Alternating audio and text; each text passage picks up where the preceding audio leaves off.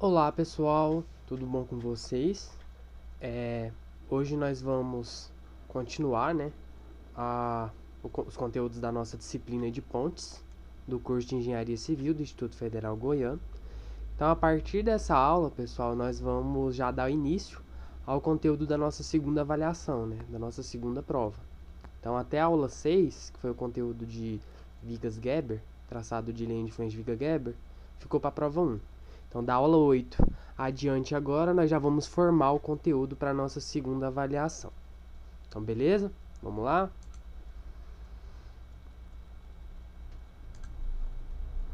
Então, o primeiro conteúdo dessa segunda parte da disciplina, aqui agora nós de fato já vamos começar a entrar no assunto de dimensionamento de pontes, aplicação de carga móvel.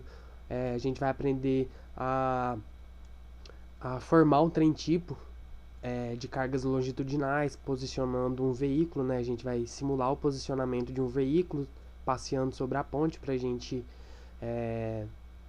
verificar as cargas resultantes e etc. E a gente também vai aprender a majorar essas cargas, que é o que a gente tem aqui, esse assunto aí de impacto vertical. Então, o assunto da aula de hoje, a gente vai posicionar cargas móveis em pontes, de fato, e a gente vai aprender também sobre impacto vertical, que é como que a gente vai majorar esses esforços adquiridos para transformar eles em um valor de cálculo. Então, os objetivos da aula: mostrar os tipos de veículo tipo que podem ser usados no dimensionamento de pontes. Então, a gente vai ver que esses veículos são separados por classe, e cada classe representa um tipo de veículo que, consequentemente, apresenta cargas diferentes, pesos diferentes. Também mostrar quais são os valores das cargas concentradas e distribuídas para cada classe de veículo. Então, como acima eu falei para vocês, a gente vai ter algumas classes de veículos, são 3, Cada classe vai ter um valor correspondente, por exemplo, ao peso da roda do veículo. Então, a gente vai ver isso nos próximos slides. Então, a gente vai ver esses valores, tanto de carga concentrada, que está relacionada à intensidade, à força que cada pneu exerce sobre a ponte, sobre o tabuleiro da ponte. Mostrar quais são os procedimentos de cálculo necessários para a determinação dos esforços máximos na ponte. Então, depois que a gente, por exemplo, a gente vai fazer o procedimento descrito aqui, que a gente vai encontrar o trem tipo resultante, aí a gente pode pegar esse trem tipo e encontrar, por exemplo, o esforço em uma determinada seção da ponte, assim como a gente fez nas aulas anteriores, certo? E determinar o trem tipo longitudinal em uma ponte. Então, gente, só revisando um pouquinho, isso aqui vocês já sabem, Só para introduzir o assunto, para não ficar vago, a gente vai falar um pouco sobre as ações variáveis, gente. Então, dentro das ações variáveis, a gente já viu anteriormente, a gente tem aqui no estudo da nossa disciplina, as cargas móveis, gente. Então, as cargas móveis nada mais são o quê? São as cargas que vão se movimentar, São aquelas cargas que elas não têm um posicionamento fixo, elas se movimentam ao longo do comprimento da estrutura. A carga móvel, gente, as cargas móveis aqui no caso, a partir de agora, a gente vai considerar que as cargas móveis nas pontes vão representar o quê? O peso dos veículos em trânsito. Então, toda vez a partir de agora que a gente tiver, que a gente falar em carga móvel, a gente vai se referir ao quê? Ao peso dos veículos que a gente vai utilizar para fazer o dimensionamento das pontes. A gente tem uma norma, que é a NBR 7188, que a versão mais atualizada dela é de 2013. Essa norma basicamente é a norma que vai servir de apoio, basicamente vai ser a nossa bíblia aqui, Vai ser a nossa bíblia para o dimensionamento de pontes. A gente tem duas normas, a NBR 7188, que é a que a gente vai utilizar bastante, e a gente tem a NBR 7189 também, que talvez a gente utilize um pedacinho dela aqui no curso ainda, mas a mais importante para a gente por agora, a NBR 7188. Segundo essa norma, NBR 7188, a carga tem por título, Carga móvel rodoviária e de pedestres também, que a gente considera tanto a carga dos veículos quanto a carga dos pedestres. Então, carga móvel rodoviária de pedestres em pontes, viadutos, passarelas e estruturas. Segundo essa norma, a carga móvel é o sistema de cargas que representa os valores característicos, ou seja, não são os valores de cálculo, os valores de projeto, São os valores característicos, por isso que a gente tem que majorar, dos carregamentos provenientes do tráfego que a estrutura está sujeita em serviço. Então notem, gente, que o próprio título da NBR ela já traz que essa norma, gente, ela vale tanto para o quê? Para o dimensionamento de pontes, de viadutos, né? Lembra que até caiu na nossa prova anterior, né? A diferença de pontes e viadutos. Serve também para cálculo de viadutos. De passarelas e de outros tipos de estruturas similares às pontes, viadutos e passarelas. A gente vai ver, gente, que para o dimensionamento de pontes, a gente pode considerar tanto veículos leves passeando sobre a nossa estrutura, veículos leves entre aspas, né, gente?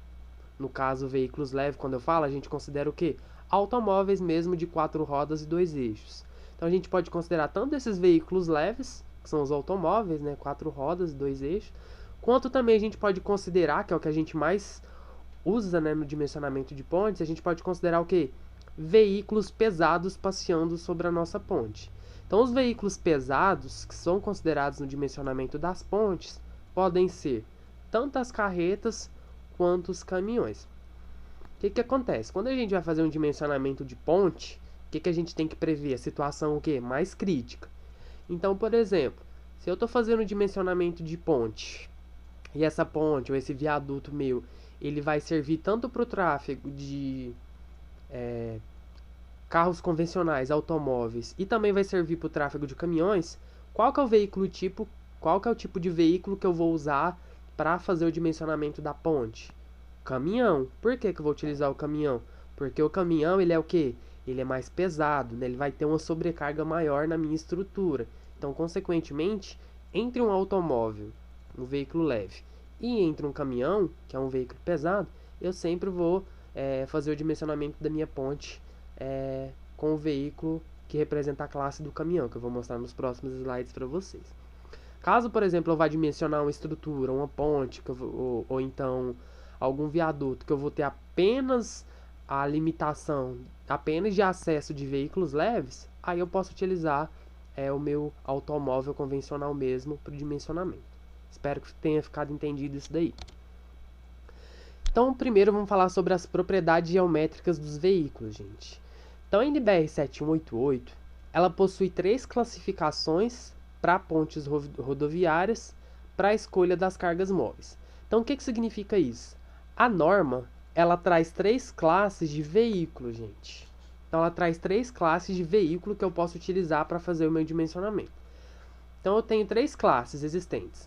A classe 45, que é a classe que vai representar o veículo de maior sobrecarga, que é um veículo que tem peso total de 450 kN.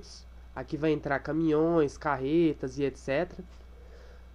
Veículos de classe 30, que são os veículos tipo que vão representar um peso total de 300 kN. Aqui também vai entrar carretas de um modo geral, só que com menos sobrecarga que acima, né? E eu tenho a classe 12, gente. A classe 12 é para veículos que tem peso total de 120 kN. Já adianto que na classe 12, gente, basicamente vai entrar o quê? São os automóveis, gente. São os veículos que vão gerar menos sobrecarga na minha estrutura. Então, é isso aqui que está mostrando. Essa imagem foi até tirada da norma, tá? Então, a gente pode ver que os veículos de classe 12, que também são chamados de classe C12, são representados pelos automóveis. Então, os automóveis, né, gente, 4 rodas. Aqui até a gente tem uma projeção. Aqui, a gente tem aqui o comprimento do veículo, né? E aqui a gente tem uma projeção dele, vista de cima, né? Uma vista superior. Os veículos de classe C12, automóveis convencionais, com 4 rodas, né? E 2 eixos, né? Os veículos de classe 30 e classe 45 são as carretas e os caminhões. Para fins de dimensionamento, a gente costuma utilizar sempre o de 45, que é o que vai gerar os maiores esforços na nossa estrutura. Então, os veículos de classe 30 e 45, eles possuem o quê? 6 rodas, estão vendo? Ó, eles têm 3 eixos, e em cada eixo a gente tem o quê? A gente tem 2 rodas. Algumas características que a gente adotadas por norma para fazer o dimensionamento. O comprimento de cada veículo, gente, independente se é uma carreta ou independente se é um automóvel, o comprimento vai ser sempre de 6 metros. Então, notem que aqui, ó, se eu somar esses valores aqui, ó, 1,5 mais 1,5 mais 1,5 mais 1,5, comprimento da minha carreta, do meu caminhão, 6 metros. Do carro, a mesma coisa, ó, 1,5 mais 1,5, 3 mais 3, 6. Então, comprimento, 6 metros. Então, tanto o comprimento de um quanto o comprimento de outro vai totalizar 6 metros. Da mesma forma, gente, a largura. A largura de ambos os veículos, para fins de dimensionamento, vai ser de 3 metros. Então, tanto no caso dos veículos classe C30, classe 30 e classe 45, a gente pode notar aqui ó, que a largura vai ser 3 metros em ambos os veículos, certo? Algumas medidas aqui, alguns parâmetros que a gente vai ter que utilizar, que a gente vai ter que saber e ficar mais atento quando a gente for posicionar esses veículos em cima de uma ponte para a gente fazer o dimensionamento. A distância entre as rodas de um eixo, de um mesmo eixo, então, por exemplo, aqui, eu vou pegar aqui esse exemplo. Então, de um centro de uma roda até o centro da outra roda do mesmo eixo, a distância vai ser o quê? Sempre de 2 metros, independente do tipo de veículo, se é classe 30, 45 ou 12. A distância entre rodas aqui, ó, é sempre de 2 metros. Outra coisa que é importante, aqui na parte do comprimento, ó. Nos veículos de classe 45 e classe 30, gente, a distância entre os eixos, entre o centro de uma roda de um eixo até o centro de outra roda de outro eixo, vai ser sempre de 1,5 m. Então, 1,5 m, 1,5 m. Já no de classe 12, gente, como eu só tenho 2 eixos, aí nesse caso aqui, é muito importante a gente ter atenção quanto a isso aqui, a distância entre os centros de duas rodas vai ser o quê? 3 metros e não 1,5, porque tem que totalizar 6 metros, né? Então, por isso que essa distância aqui é 1,5, 1,5, e aqui pode ser mais larga, né? Pode ser de 3 metros. Essa tabelinha aqui, gente, basicamente é uma tabelinha que ela traz pra gente, bem simplificado, quais que são os valores, as medidas, né? O que a gente tem que adotar, quais que são as propriedades geométricas de fato dos veículos que a gente vai utilizar nos dimensionamentos. Então, a gente tem aqui as unidades de medidas, né? Em quilonewton para representar os pesos, em metro as larguras, né? O comprimento, e metro quadrado no caso de áreas. Então, por exemplo, os eixos, né? Quantidade de eixos, que é o que eu falei anteriormente para vocês. Então, o automóvel, gente, que é o tipo classe 12, ele tem 2 eixos. E os de classe 30 e 45 tem 3, né? Vou voltar o slide só para vocês verem. Classe 45 e 30, 3 eixos. Classe 12, né? 2 eixos. O peso total do veículo, atenção, eu falei isso ali atrás. O classe 45, gente, ele tem um peso total de 450 kN. Tipo 30, 300 kN. E o tipo 12, 120 kN. O que acontece, gente? O peso de cada roda dianteira. O que significa isso? Basta pegar, para a gente descobrir o peso em cada roda, basta pegar o peso total do veículo e dividir pela quantidade de rodas. Vamos supor, o veículo classe 45, ele pesa 450 e ele tem quantas rodas? A gente viu aqui que ele tem 1, 2, 3, 4, 5, 6. Então, se eu dividir 450 por 6, eu vou ter que cada roda, gente, vale o quê? 75 kN. Tanto as rodas dianteiras, quanto as rodas intermediárias, quanto as rodas o quê? Traseiras. O tipo 30, gente, é a mesma coisa. Se eu pegar 300, eu sei que ele tem quantas rodas? Também tem 6, né?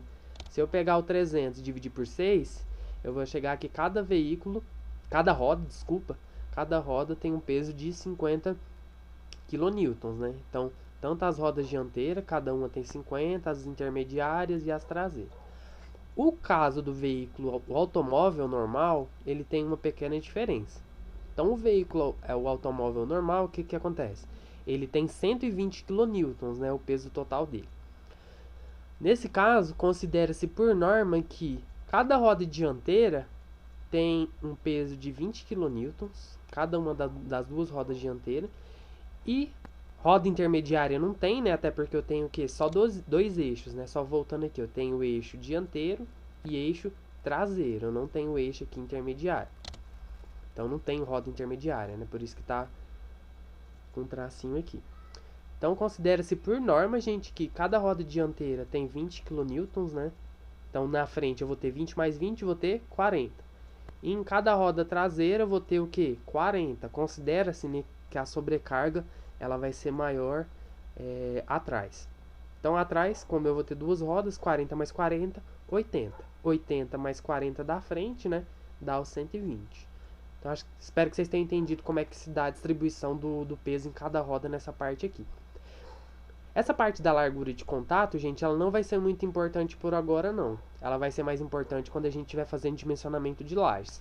Porém, o que basicamente é a largura de contato, gente? A largura de contato, basicamente, vai ser a largura que a gente vai considerar a largura de contato da roda com o solo. É como se fosse a largura do pneu mesmo, sabe? É como se fosse a largura do pneu, o contato que ele exerce sobre o solo.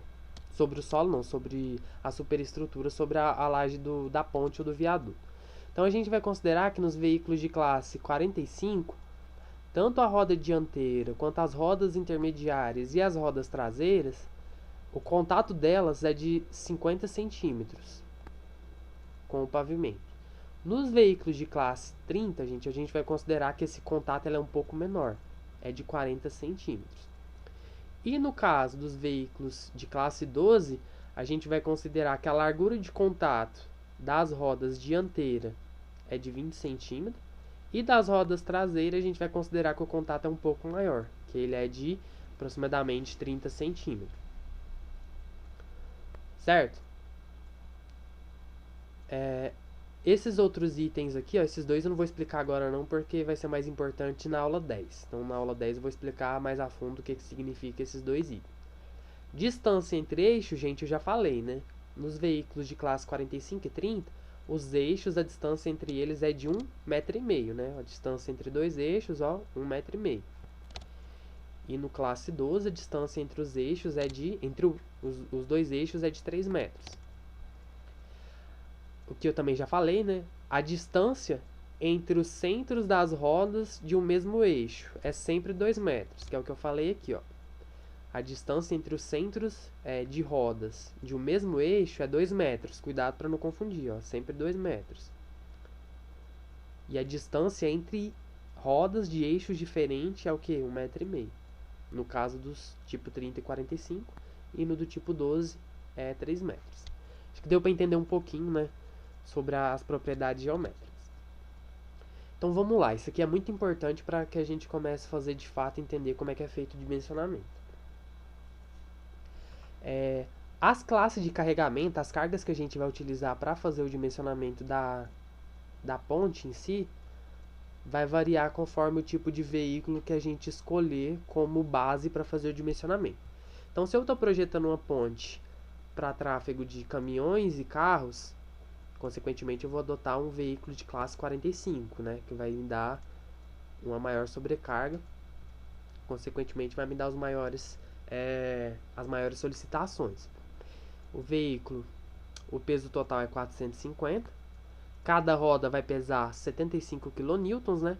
E aí, gente, eu vou aplicar cargas na pista. Essas cargas eu vou explicar posteriormente para vocês. Então, se eu escolher um veículo de classe 45, eu vou ter uma carguinha P. Essa carga P, eu vou posicionar aonde? Eu vou posicionar ela na pista. Eu vou posicionar ela na pista, nas faixas em que os carros vão transitar. Então guarda essa informação. Carga P é a carga que eu vou posicionar na pista. É uma carga distribuída por metro quadrado. Então no caso da ponte classe C45, na pista a carga distribuída vale 5 kN por metro quadrado. E eu tenho também uma carga P', gente. A carga P' é a carga que eu vou distribuir nos passeios. Então quando a gente faz dimensionamento de pontes, a gente também considera o que? Passeio. Então a gente considera uma carga de pessoas que vão passear, vão estar passeando ali sobre aquela ponte, né? Que é o caso mais crítico que a gente tem que considerar, né? Sempre o veículo mais pesado com a carga, a população passeando sobre aquela estrutura. Se eu escolher um veículo de classes 30, gente, cada roda o peso total é de 300, né? Cada roda vai me dar 50 kN. E aí a carga distribuída tanto na pista quanto nos passeios é o mesmo aqui do veículo de classe 45. Se eu escolher um veículo de classe 12, aí já muda um pouquinho, né? O meu veículo a gente viu que o peso total dele é de 120. As rodas dianteiras têm uma sobrecarga de 20 kN e as traseiras de 40. E aí a carga que eu vou aplicar na pista não é de 5 kN por metro quadrado. Vai ser um pouquinho menor, né? Vai ser de 4 kN por metro quadrado. E a minha carga pelinha, que é a carga do passeio, essa vai ser sempre a mesma. Vai ser de 3 kN por metro quadrado. Isso aqui é tudo valor tabelado, tá, gente? Tá lá na NBR 7188. Uma observação, gente. O intuito dessa aula, gente, vai ser a gente posicionar um veículo sobre uma determinada ponte. Através desse veículo, a gente vai ter que formar, gente, um trem tipo. A gente vai analisar 3 situações diferentes e a gente vai formar um trem tipo através dessas situações que a gente vai analisar. Então, de antemão, gente, eu já digo que o trem tipo resultante, que é o que a gente vai chegar no final da aula, será representado na região mais crítica para a linha de influência, que é o que a gente está fazendo sempre até agora, né? A gente sempre está descobrindo os esforços na região mais crítica da linha de influência. Ainda, gente, muito importante isso daqui. Será por meio da linha de influência de reação de apoio na direção transversal da ponte, né, na seção transversal, que o trem tipo resultante longitudinal será formado. Então, o que significa isso? A gente aprendeu diversos tipos de linha de influência, né? A gente traçou linha de influência de esforço cortante, de momento fletor, né? Para viga em balanço, biapoiada com balanço. E a gente aprendeu as linhas de influência de reação de apoio, que vai ser as únicas que a gente vai utilizar aqui, gente, pelo menos para formar o trem tipo resultante longitudinal. Então, o que vai importar aqui pra gente é só reação de apoio, linha de influência de reação de apoio, que eu considero, né, que é o tipo mais fácil de linha de influência que a gente vai ter. Então, o que a gente vai fazer, gente? Então, eu peguei aqui só um exemplo, a gente vai resolver esse exemplo daqui a pouco, mas só para simular para vocês como é que vai acontecer. Aqui eu tenho um tabuleiro, peguei um corte, né, do tabuleiro de uma ponte. Então a gente vai considerar o quê? Que os veículos estão se movendo nesse sentido, ó, coloquei até aqui o sentido do tráfego. Então a gente vai simular que isso aqui é só supondo, né, que esse veículo que a gente está vendo aqui de cima é esse veículo aqui, de classe C45, só uma suposição, né. Então aqui a gente está vendo de cima, aqui é como se a gente estivesse vendo, ó, o corte transversal AA.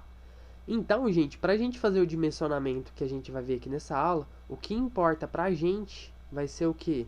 A seção transversal da ponte. Então, o que importa não é a seção longitudinal, é o quê? É a seção transversal. Então, a partir dessa seção transversal, gente, que a gente vai calcular os esforços e através da linha de influência de reação de apoio. Algumas simbologias, gente. Então, gente, a gente já viu o que é esse P e o que é esse P', mas a gente vai adotar algumas simbologias aqui. A gente vai chamar de P, vai considerar que P é a carga vertical estática concentrada, né, que é correspondente ao peso de cada roda, aplicada no nível do pavimento, com valor característico e sem majoração. Então, P, gente, vai ser basicamente o valor que a gente vai obter no primeiro caso da reação de apoio que a gente vai calcular. Então, esse Pzinho é como se fosse o primeiro caso que a gente vai calcular posteriormente. O Pzão, desculpa. O Pzinho, gente, é a carga vertical estática uniformemente distribuída, aplicada onde? No nível do pavimento. Então, P é a carga aplicada no nível do pavimento. Só voltando aqui, ó.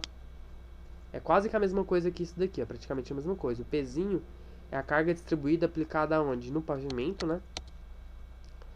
Com valor característico e sem majoração. Então, todos os valores que a gente descobre é característico. Por isso que a gente tem que majorar depois.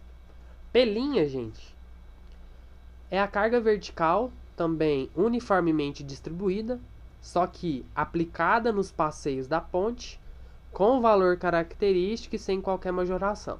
Então, só dando um spoilerzinho do que a gente vai fazer mais adiante, o P vai ser a nossa reação de apoio do primeiro caso que a gente vai calcular. O Pzinho vai ser a reação de apoio do segundo caso, da segunda situação que a gente vai analisar. E o Pzinho linha vai ser o resultado da nossa reação de apoio do nosso terceiro caso, tá? Além desse P, Pzinho e Pzinho linha, a gente vai ter o quê? Qzão, Qzinho e Qzinho linha. Então esses, tanto o P, o Pzinho linha, vai ser os esforços que a gente vai obter nas reações de apoio sem majoração. Aí a gente tem, gente, o Qzão, Qzinho e o Qzinho linha, que basicamente vai ser o quê? Vai ser os mesmos esforços de anteriormente, só que agora eles vão ser o quê? Majorados. Então o Qzão, gente, quando a gente for formar o trem-tipo, eu coloquei até aqui, ó, trem-tipo da seção longitudinal. O Qzão vai ser representado pelo Pzão majorado por esses coeficientes que a gente vai ver daqui a pouquinho. O CIV, que é o coeficiente de impacto vertical, o CNF, que é o coeficiente do número de faixas, e o CIA, que é o coeficiente de impacto acidental. Esses três coeficientes vão majorar a minha carga. Então, o Qzão é o Pzão majorado por esses três coeficientes. O Qzinho, gente, é o Pzinho majorado também pelos três coeficientes. E o Qzinho linha, gente, é o Pzinho linha sem valor majorado. Então, muita atenção para não errar isso aqui, para não confundir. O Qzão e o Qzinho representam os valores anteriores majorados, Pzão e Pzinho. Já o Qzinho linha, gente, ele é o mesmo valor do Pzinho linha, tá? Ele não é majorado, não. O CIV, o CNF e o CIA, que é o que eu falei anteriormente. CIV, coeficiente de impacto vertical. CNF, coeficiente de número de faixas. E CIA, coeficiente de impacto acidental. Então vamos entender o que é cada um desses coeficientes antes da gente começar a fazer o exemplo. Então, definição dos coeficientes de majoração. Primeiro é o CIV, gente. O CIV é o coeficiente de impacto vertical. Basicamente, para a gente calcular o CIV, gente, a gente vai analisar a quantidade de vãos que tem a nossa ponte e o comprimento desses vãos. Então, lembrando, o CIV ele vai depender do quê? Do vão da nossa superestrutura, né? O vão da nossa ponte. Então, pode acontecer duas formulazinhas que a gente pode obter. Então, pode ser de dois tipos, basicamente. Para o caso de eu obter uma estrutura com vão menor que 10 metros, ou seja, se os meus tabuleiros, se a minha ponte, ela tem vãos teóricos menor que 10 metros, esses vãos, eu considero que o meu CIV, que é o coeficiente de impacto vertical, ele é de 1,35.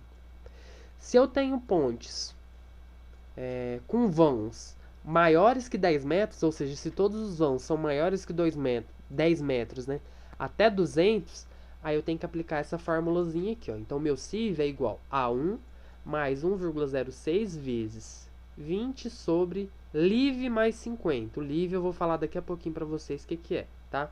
Mas guarde essas duas informações aqui. E para o caso de estruturas com vão maior que 200 metros, gente, se os vãos dessa ponte têm mais que 200 metros, aí deverão ser realizados estudos para a consideração da amplificação dinâmica e definição do CIV, gente. Então, para estruturas maior que 200 metros, a gente não utiliza nem 1,35 e nem essa formulazinha. E tem que ter um estudo específico para determinar qual que é o efeito dinâmico da movimentação dos carros nessa superestrutura, para que seja considerado um coeficiente de impacto vertical. Esse coeficiente de impacto vertical, gente, basicamente ele majora as cargas porque ele amplifica a ação da carga estática, que são as cargas do veículo, basicamente, que a gente vai considerar, simulando o efeito dinâmico da carga em movimento e a suspensão dos veículos automotores. Então, basicamente, ele vem amplificar, né, a ação desses veículos em movimento na ponte. O LIV, gente, que é o que eu falei anteriormente para vocês, ó, que é o que vai acontecer muito. no caso de pontes com vão de 10 a 200 metros, que é o que mais vai acontecer. O live, gente, é o vão, é o comprimento do vão em metros, conforme o tipo de estrutura. Então, o que significa? Se eu tenho uma estrutura com vão único, eu tenho uma ponte que ela tem um único vão, e que esse vão esteja, novamente, né, entre 10 e 200. O live vai representar o quê? O valor próprio comprimento desse vão. Então, se eu tenho um único vão, então o live vai ser o comprimento desse vão. Porém, gente, isso aqui é o que mais vai acontecer, né? Se eu tenho estrutura com vários vãos, ou seja, se eu tenho uma ponte muito grande com vários vãos, e que o comprimento desses vãos esteja entre 10 e 200 metros, o live vai ser o que? A média aritmética do valor desses vãos. Então, o live, gente, vai ser o que? O somatório dos comprimentos dos vãos, né? Dividido pelo número de vãos. É bem simples de entender isso aqui. Se for uma estrutura com um único vão, o live é o próprio valor do vão. Se tiver mais vãos, né? Só fazer a média aritmética, aí descobre o valor médio do comprimento, né? E volta aqui, aplica nessa fórmula e encontra o sieve. O sieve, gente, vai sempre variar entre 1,3, 1,37, 38. Vai ficar sempre nessa faixa aí. O CNF, gente, que é o coeficiente do número de faixas. O coeficiente do número de faixas, gente, basicamente, ele é uma majoração que vai levar em conta a quantidade de faixas que a gente vai ter na nossa superestrutura. Então, é uma fórmula bem simples também. CNF é igual a 1 menos 0,05 vezes N menos 2. O N, gente, é o número, que ele tem que ser um número inteiro, né? De faixas de tráfego rodoviário a serem carregadas sobre um tabuleiro transversalmente contínuo. Basicamente, o N é a quantidade de faixas que eu vou ter na minha ponte. Se eu vou ter 2 faixas, se eu vou ter 3, se eu vou ter 4 e etc. Basicamente, é o número de faixas. Esse valor, gente, ele sempre tem que dar maior que 0,9, tá? Ele não pode ser menor. Porque se ele for menor que 0,9, né? Ele não vai o que? Majorar, né? Ele vai tender o que? A minorar. Então ele sempre tem que ser maior que 0,9. Por norma, tá? Isso aqui é por norma. Então, por exemplo, se na minha ponte eu tiver duas faixas apenas, né? Então o que vai acontecer? Quando eu substituir n igual a 2, 2 menos 2, 0, né? Então essa parcela vai cancelar. Meu CNF vai ser igual a 1.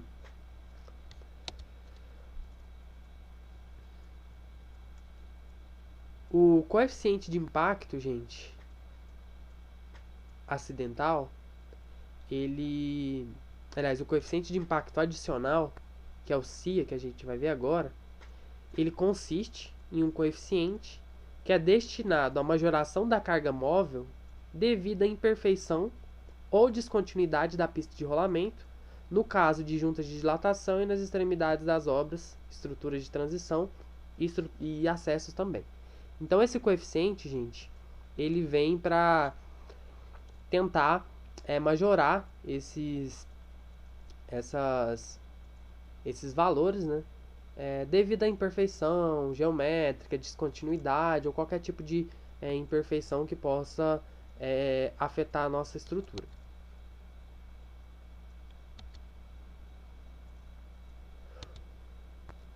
O coeficiente de impacto adicional, aqui eu coloquei cível, gente, mas tá errado, é o CIA, tá? O CIA, gente, que é o coeficiente de impacto adicional, que é esse que eu falei aqui, ele é bem fácil de ser identificado. Então o CIA, não é CIV, tá? É CIA, pode apresentar os seguintes valores, gente. O CIA, basicamente, ele só depende do material que a nossa estrutura é feita. No caso do nosso curso, gente, a gente estuda pontes em quê? Em concreto armado, né? Então, para o caso de pontes em concreto armado ou mistas, o CIA, o coeficiente de majoração, coeficiente de impacto adicional, é 1,25. Para pontes, né, em estruturas de aço, o CIA é de 1,15, né? E aí a gente faz a majoração dos esforços, né, gente? Então, a majoração dos esforços, gente... Então, depois de realizar o traçado das linhas de influência e colocar os veículos tipo nas posições mais desfavoráveis, o cálculo das reações de apoio majoradas vai ficar desse jeito, ó. O Qzão vai ser o Pzão, né, que vai ser a reação do primeiro caso, vezes os 3 coeficientes. O Qzinho vai ser o Pzinho, né, que é a reação do segundo caso, vezes os 3 coeficientes. E o Qzinho linha, né, vai ser igual ao Pzinho linha, que é a reação de apoio do terceiro caso, sem majoração. Então não esqueça, ó, gente, coeficiente de impacto vertical vai depender do comprimento dos vãos e da quantidade de vãos. Coeficiente do número de faixas vai depender da quantidade de faixas, só jogar naquela formulazinha, dependendo da quantidade de faixa que tem a nossa ponte. E o CIA é o mais fácil, né, que é o que eu mostrei aqui. O CIA vai depender só do material que a minha superestrutura é feita. No caso nosso aqui, a gente sempre vai utilizar 1,25, né, que as nossas pontes sempre vão ser de concreto armado. Então, como é que vai ser o procedimento de cálculo para a gente fazer o dimensionamento? Primeiro passo, gente, a gente tem que definir, né, quais são os tipos de veículo que vão transitar sobre a nossa ponte. Então, a gente precisa definir a classe de carregamento. Se é um veículo de classe 12, 30 ou 45. Nesse curso, basicamente, a gente vai trabalhar sempre com as classes 30 e 45, né, que é o que vai gerar maior solicitação na nossa ponte. E que são as mais comuns na prática, né? Depois que a gente definiu isso, gente... Então, vocês lembram que na tabelinha tinha as formas geométricas, né, os valores para cada tipo de classe. Então, depois que a gente definiu a classe, a gente vai para o segundo passo. Então, definida a classe de carregamento, agora a gente vai calcular a reação de apoio em uma das duas extremidades da seção transversal da ponte, com base no traçado da linha de influência. Então, o que significa isso? A gente vai traçar a linha de influência de reação de apoio em uma das extremidades da seção transversal da ponte, e através dela a gente vai descobrir os esforços posicionando o nosso veículo tipo em cima da ponte. Então, como assim, né? Você deve estar se perguntando o que esse professor está falando. Então, como assim? Bem, gente, o que a gente vai fazer?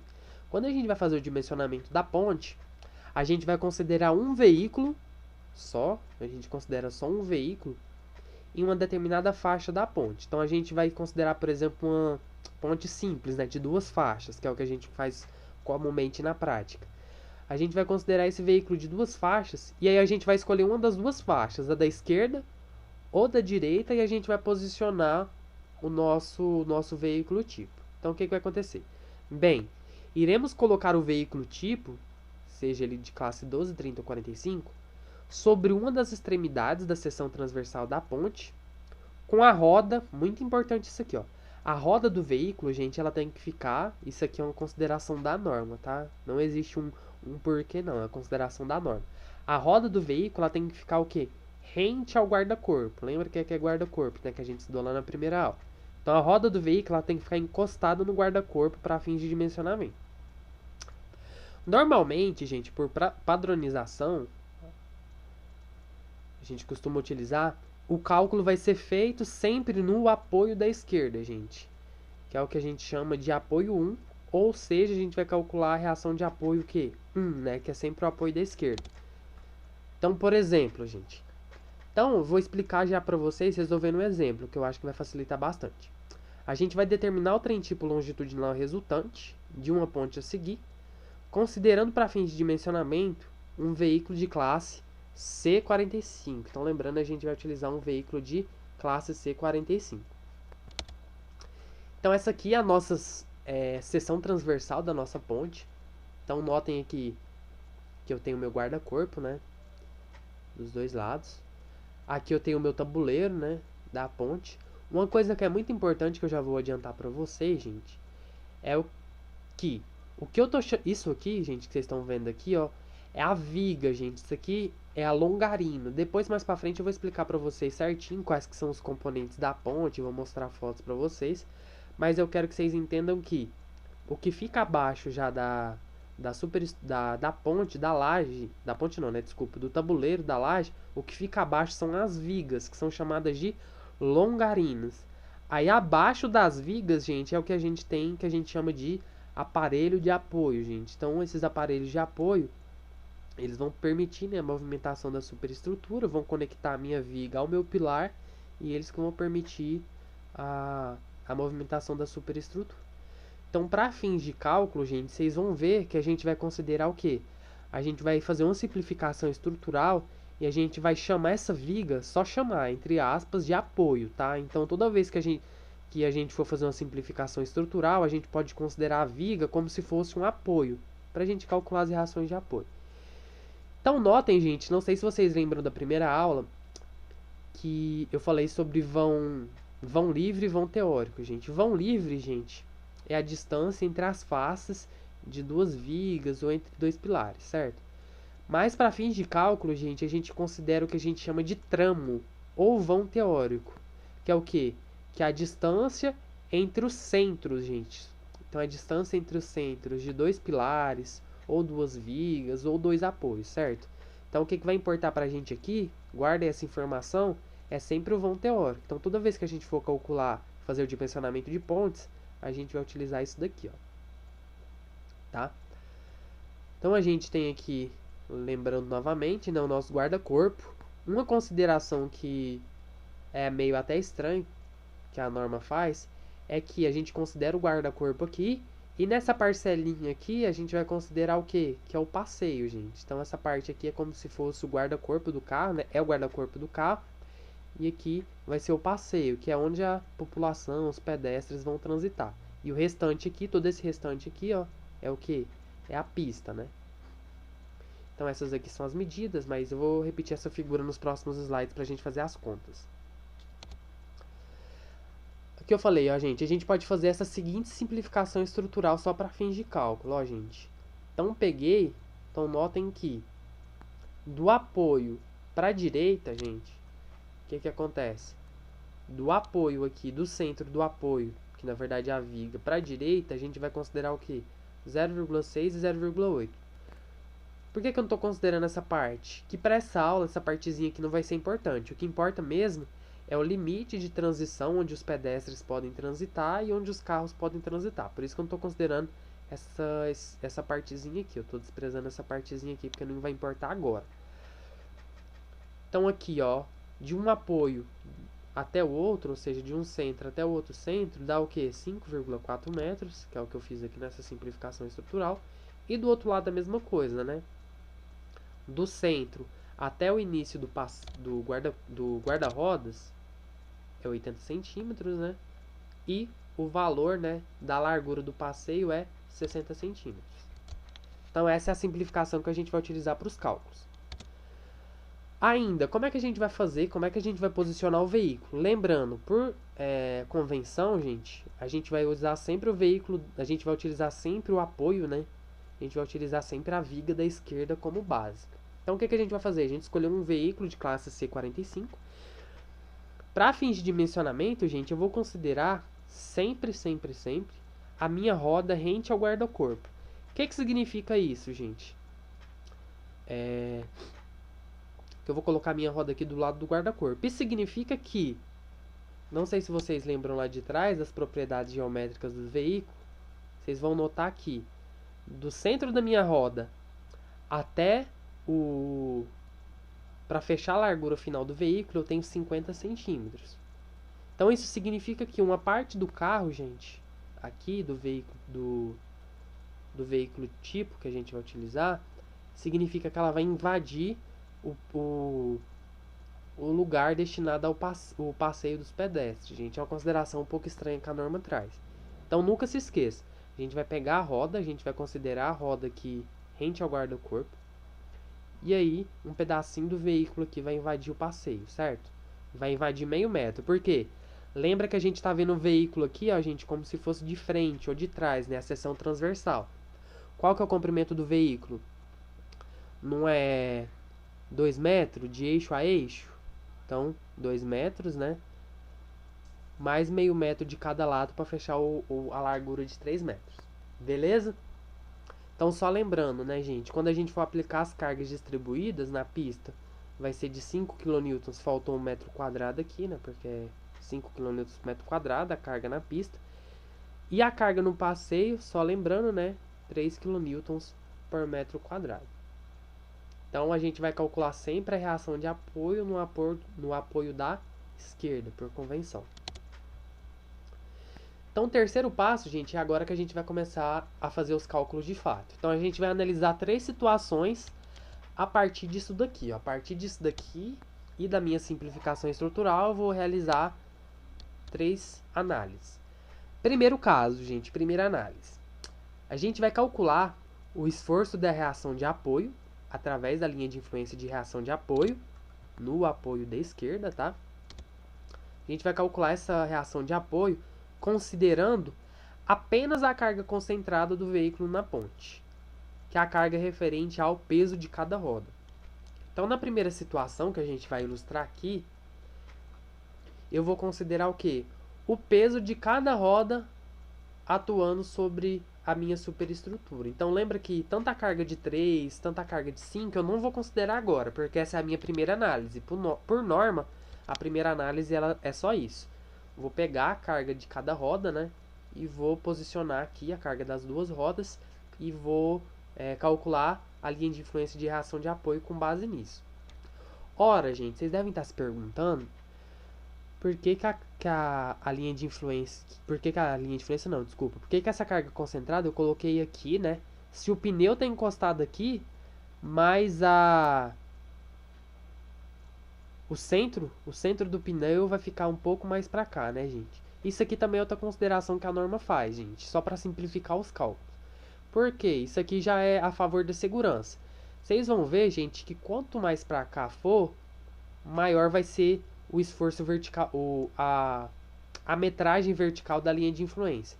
Então, quanto mais para cá for, mais a favor da segurança a gente vai tá colocando a nossa estrutura. Então, só para fins de segurança mesmo, né, pra gente fins de segurança estrutural mesmo, coeficiente de segurança, a gente sempre vai considerar o pneu aqui, ó, o pneu aqui logo rente ao guarda-corpo.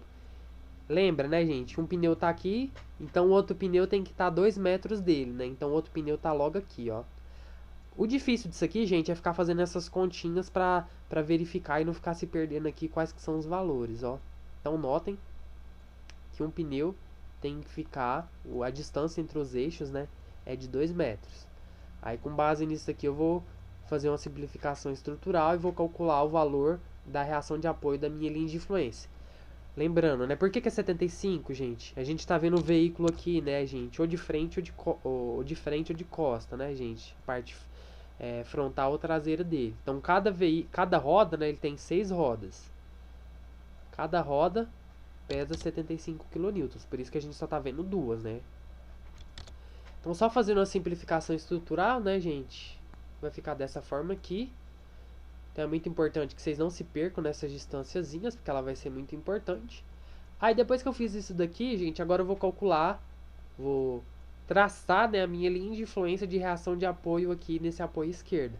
Lembrando que a reação de apoio da linha de influência aqui, gente, é um triângulo, né? Eu pego a minha seção de interesse, traço na vertical, né, uma carga unitária 1 positiva. E aí eu fecho aqui nesse triângulo e eu prolongo, que é o que tem aqui no próximo slide, ó. Reação de apoio no apoio A. Carga unitária positiva, igual a 1. E fecho aqui no outro apoio. E aí eu prolongo nos dois apoios, né? Aqui vai me dar uma carga negativa, né? E aqui vai me dar uma parte positiva. Aí o que eu vou fazer, gente? Cuidado com as distâncias, né? Agora eu preciso descobrir, né? Qual que é a distância vertical onde as minhas duas cargas de 75 estão aplicadas, né? Chamei elas de Y1 e de Y2.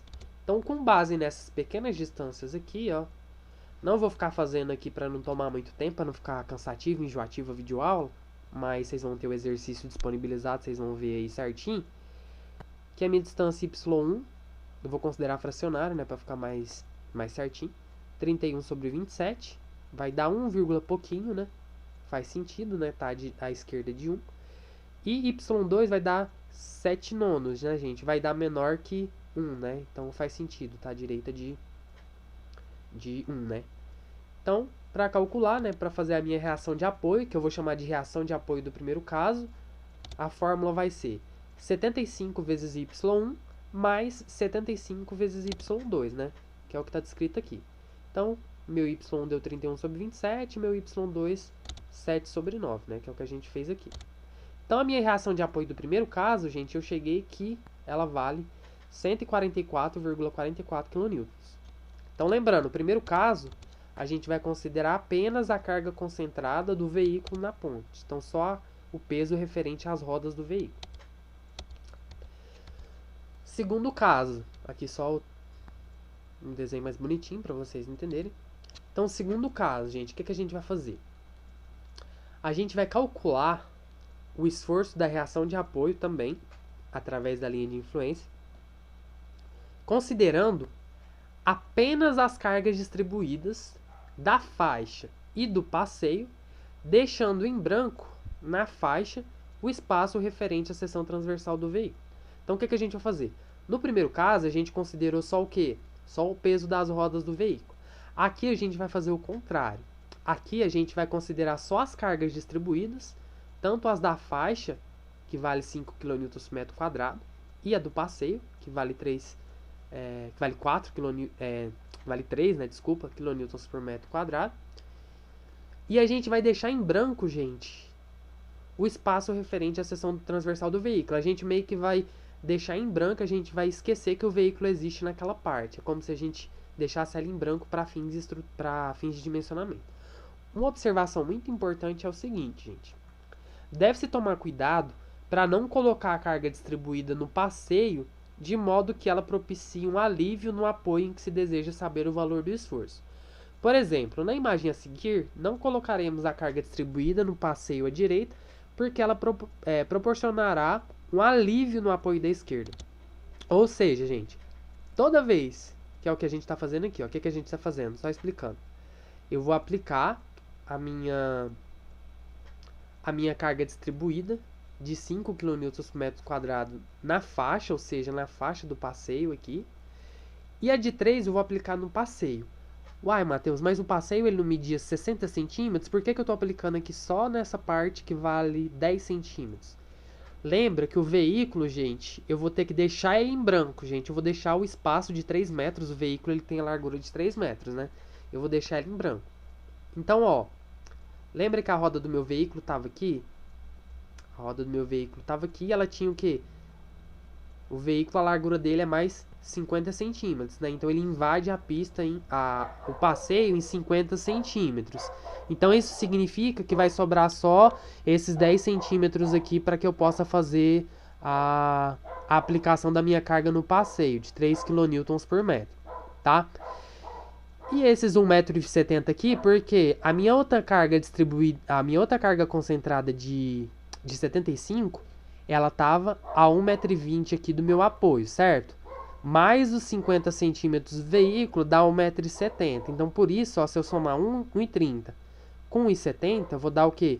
3 metros, que é o espaço total do meu veículo, né? A largura total do meu veículo, que eu vou ter que deixar em branco para analisar o meu segundo caso.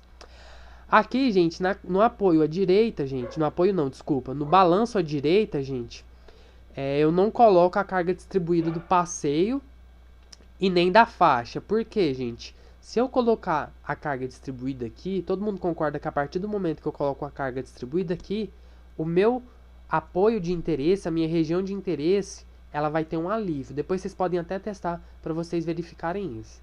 Mas a regra é, só coloca essa carga distribuída até o apoio, gente. Não coloca no balanço da direita não, porque esse balanço à direita aqui, ó, ele vai dar um alívio, ele vai dar um alívio nessa reação de apoio aqui.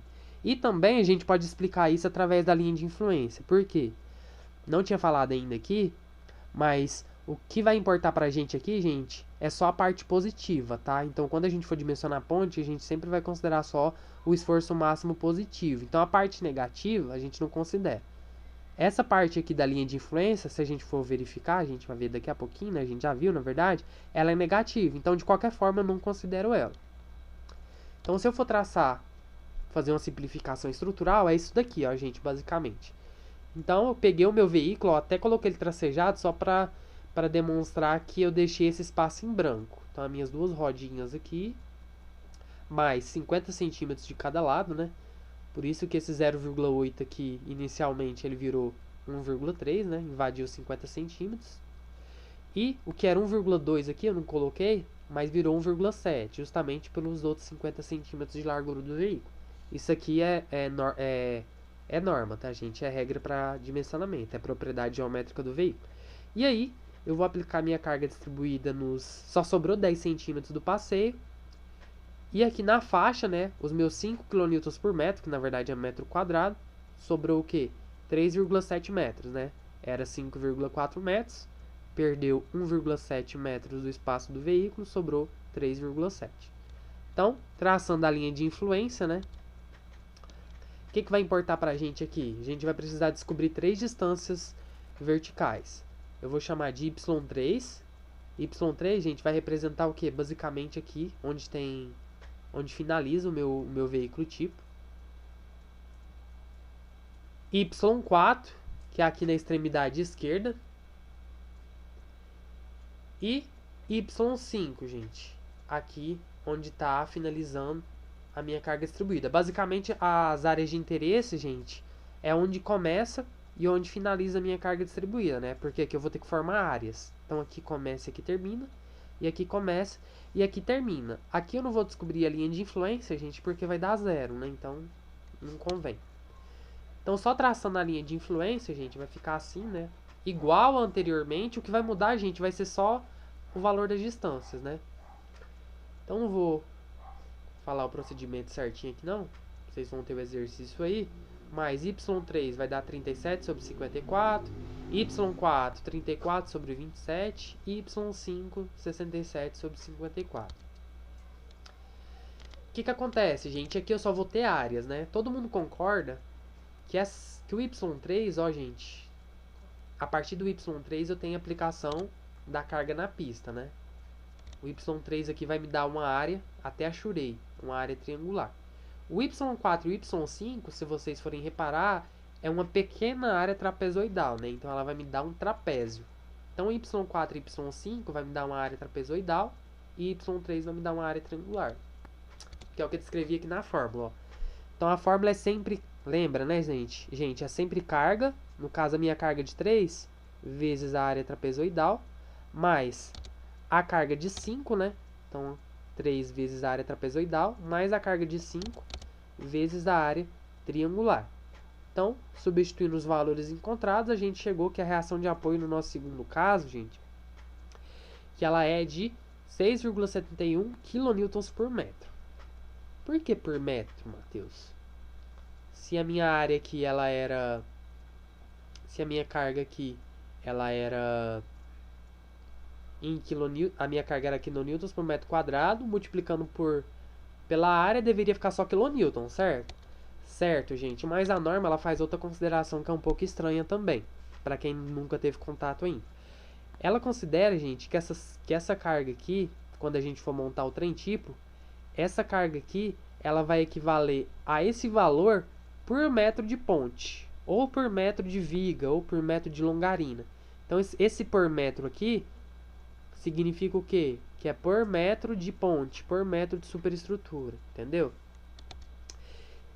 Então, isso aqui é só um exemplo, mais um exemplo aqui de como foi feito o desenho, né? No F-Tool. E o terceiro caso, gente, o terceiro caso é igual ao segundo caso, porém, nesse caso aqui a gente não vai deixar em branco o espaço do veículo. Nesse caso, calcularemos o esforço da reação de apoio através da LI, da linha de influência, considerando apenas as cargas distribuídas da faixa do passeio em toda a seção da ponte.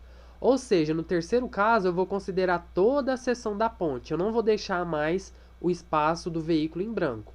Então, notem que no passeio, que valia 60 centímetros, no outro caso valia 10, né, que eu tinha o veículo ultrapassando 50. Nesse caso, eu vou aplicar os 3 kN por metro quadrado, né, no passeio. E em toda a seção da ponte, gente, eu vou aplicar o quê? Os 5 kN por metro quadrado. Lembrando que no apoio da direita, no apoio não, gente, desculpa, no balanço da direita, eu não vou colocar carga, porque essa carga aqui vai aliviar a reação de apoio aqui. Explicando por linha de influência, mais uma vez, né, para não... essa parte aqui vai dar negativa, por isso que a gente não considera. Esse caso aqui vai ser bem tranquilo, né? Então, só fazendo a simplificação estrutural, bem tranquilo, né? Aí, o que vai importar de novo? Onde começa e onde termina cada carga distribuída, né? Pra gente formar as áreas. Então, aqui, e aqui no finalzinho que vai importar pra mim. Então, eu chamei de Y6, aqui onde começa a minha carga de 3, e de y7, onde finaliza a minha carga de 3 e já começa a minha carga de 5, né, que eu vou formar duas áreas. Então, gente, se vocês forem calcular aí, linha de influência, né, novamente, de reação de apoio, mais 1 na minha seção de interesse, fecha o triângulo na outra extremidade e faz os prolongamentos, que importa é só a parte positiva. O y6, gente, fazendo semelhança de triângulo, vai dar 34 sobre 27, e o y7, 31 sobre 27. Com isso, gente, a gente vai ter duas áreas, porque a minha carga de 3, ela está aplicada só aqui, né? Eu vou ter uma carga, o quê? Achurei aqui, ó, trapezoidal, de novo um trapézio. E do y7 para frente, que é onde começa a minha carga de 5, eu vou ter uma área triangular, né? Então, trapézio, base maior mais base menor vezes a altura dividido por 2. E aqui, y7 é um triângulo, base vezes a altura dividido por 2, né? Basicamente o mesmo caso anterior. Então, vai ser a mesma fórmula, a gente só vai mudar as alturas verticais. Então, substituindo os valores de y6 e y7, a gente vai ver que a reação de apoio do terceiro caso, ela é de 19,96, também quilonewtons por metro de ponte. Notem, gente, que no terceiro caso, o esforço sempre vai ser maior que no segundo. Ó. No terceiro deu 19,96, no segundo deu 6,71. Por quê, gente? Porque no segundo caso, a gente deixou em branco o quê? A gente deixou em branco o espaço do veículo, não tinha carga aqui. Então, a sobrecarga aqui no apoio, ou na viga, né, foi menor. Já no terceiro caso, não, sempre tem que dar maior. Porque aqui, ó, a gente não deixou o espaço do veículo em branco. Por isso que a sobrecarga aqui, a reação de apoio, sempre tem que dar maior no terceiro caso. Entenderam? É até uma forma de vocês conferir se está certo ou não. Então, quarto passo, gente. Quarto passo é a hora de majorar as cargas. Depois que a gente descobriu as três situações, a gente vai majorar as cargas, gente, através dos coeficientes de majoração. Então, a gente tem que descobrir quem que é o CIV, o CNF e o CIA. Com base, gente, na seção longitudinal da ponte. A gente está analisando a seção transversal, né? A gente tem que analisar agora a seção longitudinal. Em vermelho eu coloquei aqui, ó. É importante salientar que a reação de apoio ela se dá ao longo de todo o comprimento da longarina, né, gente, que é a viga. Então, a reação de apoio, ela se dá ao longo de toda a ponte, ao longo de todo o comprimento. Por isso que aqueles valores que eu falei anteriormente, a gente considera quilonewtons por metro. Por isso, apesar do cálculo ser realizado através da seção transversal, que a gente usou o que? A seção transversal da ponte para analisar essas seguintes situações, certo?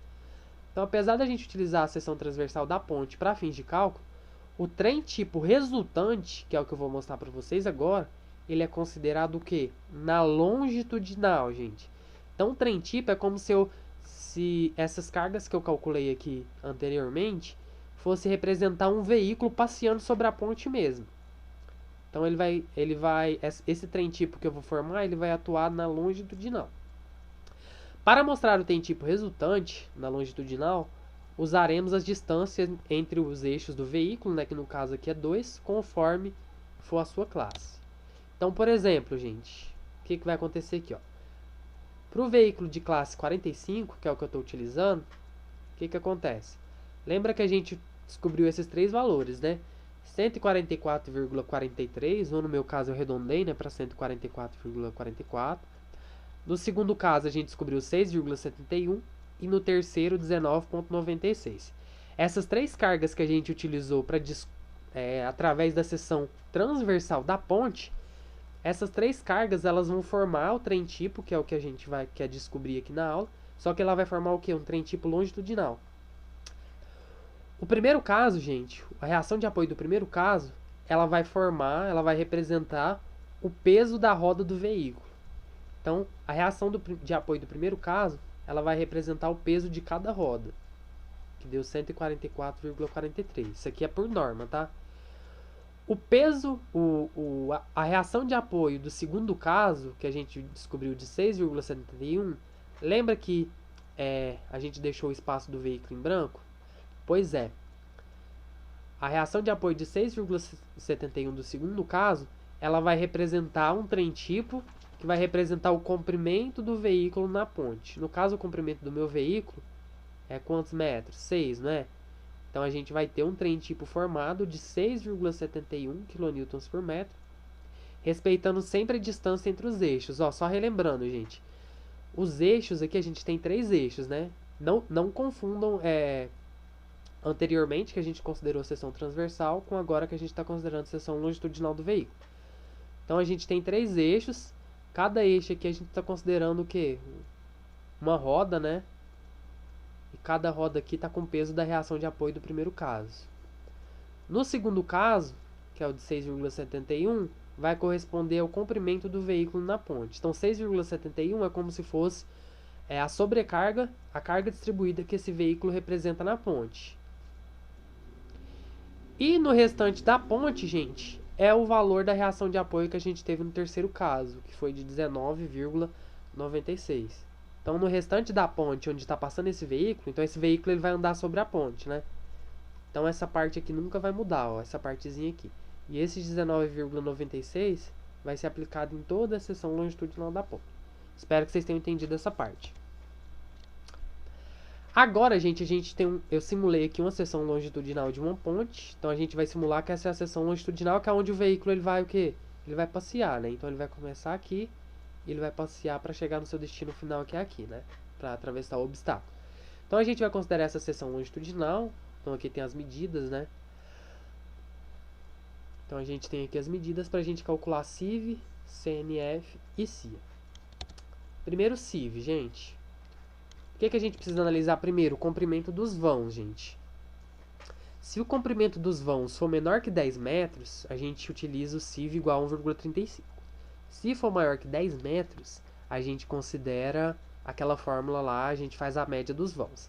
Uma coisa que é muito importante, tomem cuidado, rótula, nesse caso aqui, ela não é considerada apoio, tá, gente? Eu coloquei rótula aqui só para colocar mesmo, mas diferente de viga Geber, gente, a rótula ela não é considerada como um apoio não, tá? A rótula aqui no caso é uma rótula mesmo. O que é apoio, gente, é só isso que está simbolizado como um apoio aqui mesmo. Por isso que eu coloquei aqui, ó, 15 metros, distância entre apoio, 15 e 20. Então, gente, quando eu for calcular aqui, quando eu for analisar para ver se o meu vão tem mais ou menos que 10 metros, não posso considerar isso aqui como um apoio, tá? Então, isso aqui não corta um vão, não. Então, isso aqui não é um vão. Ó, daqui até a rótula não é um vão e daqui pra cá é outro vão, não. Isso aqui é um vão só. Esse aqui é outro vão. Esse é outro vão. E esse também é outro vão, tá bom? Então, nesse caso, a gente não tem, por exemplo, 1, 2, 3, 4, 5, 6, 7, 8 vãos, não. A gente tem o quê? 1, 2, 3, 4, tá? Então, a gente considera só a distância entre apoios mesmo, tá? Ó, quais que são os valores? 15, 15, 15 e 20, né? Todos são maiores que 10 e menores que 200, né? Então, a gente vai precisar fazer o quê? A média aritmética, que é o LIV, né, gente? O que é o LIV? A gente aprendeu. É a soma de todos os comprimentos divididos pelo número de vãos. Então, 15 mais 15 mais 15 mais 20, dividido por 1, 2, 3, 4, né? Então, se vocês fizerem aí, vocês vão ver que vai dar 65 dividido por 4, né? Que vai dar 16,25.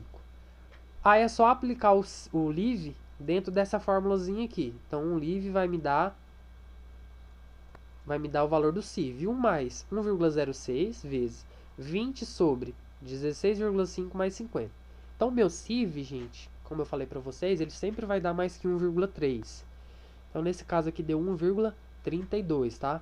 Muito cuidado com essa questão aqui, ó. Se vocês não entenderam, depois me fala, tá? No grupo. Mas a gente não considera a rótula como apoio.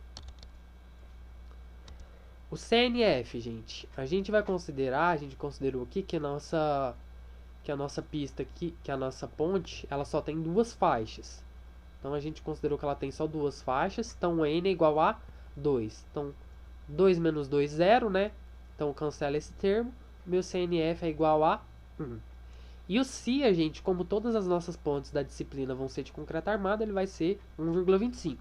Se fosse uma ponte de aço, era 1,15. Então, agora vamos majorar os esforços. Então, o Qzão, gente, é a reação de apoio do primeiro caso, né? Que deu 144,44, vezes o CIV, 1,32, vezes o CNF, vezes o CIA, né? 1 e 1,25. Então, a minha majoração do primeiro caso deu 238,32. O Qzinho, gente, que é o resultado da reação do segundo caso, que deu 6,71, novamente, vou multiplicar pelos mesmos coeficientes de majoração. Então, vai me dar uma carga de 11,07 kN por metro. E o Qzinho a linha, gente, cuidado, tá? Não esqueçam, corresponde à reação de apoio do terceiro caso. Então, lá no terceiro caso, a gente viu que a reação de apoio deu 19,96. Então, ela vai ser exatamente igual aqui. E aí eu formo o meu novo trem tipo longitudinal com as cargas majoradas. Então, só vou voltar aqui, ó. Eu só reescrevi esse mesmo trem tipo, tá? O trem tipo longitudinal, que é representado pelo veículo passeando sobre a ponte. Só reescrevi ele aqui, ó. Só redesenhei, na verdade, né? Reescrevi não. Só redesenhei ele com as cargas majoradas, ó. Então, as cargas concentradas do primeiro, que vai representar o primeiro caso, 238,32 kilonewtons, né? O espaço do veículo, né, o comprimento do veículo na ponte, que vale 6 metros, vai ser representado pela reação de apoio do segundo caso, que é 11,07 kN por metro. E no restante da ponte, né, quando o veículo estiver se movendo sobre a ponte, no restante da ponte, a gente vai ter uma carga distribuída de 19,96 kN por metro. Ainda, gente, o que a gente pode fazer? A gente pode pegar esse veículo aqui, né, que isso aqui é como se fosse um veículo, e a gente pode descobrir a reação de apoio. A gente pode descobrir os esforços em qualquer seção da ponte, assim como a gente fez lá nas envoltórias, etc. Que é o quinto passo. Ao quinto passo, podemos ainda descobrir o esforço máximo, positivo ou negativo, né? Mais precisamente positivo, que é o que mais importa.